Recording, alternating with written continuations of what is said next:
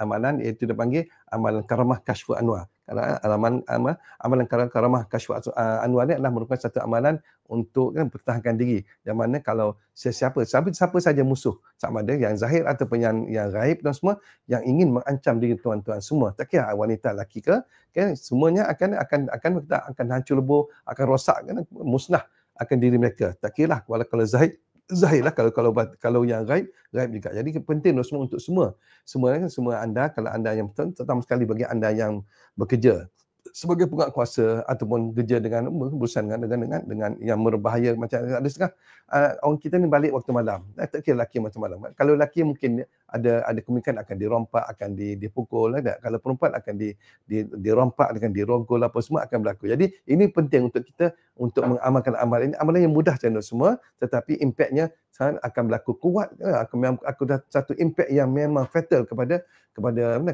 semua musuh-musuh yang cuba nak merosak kita, sama ada gaib ataupun zahir dan semua, insya-Allah. Jadi kalau boleh, insya-Allah, kalau anda berminat, anda boleh daftar segera dan semua, insya-Allah jumpa pada ustaz dengan ustaz pada jam 9 malam 8 bulan 11 dalam ada karamah kasyful anwar. Assalamualaikum warahmatullahi wabarakatuh.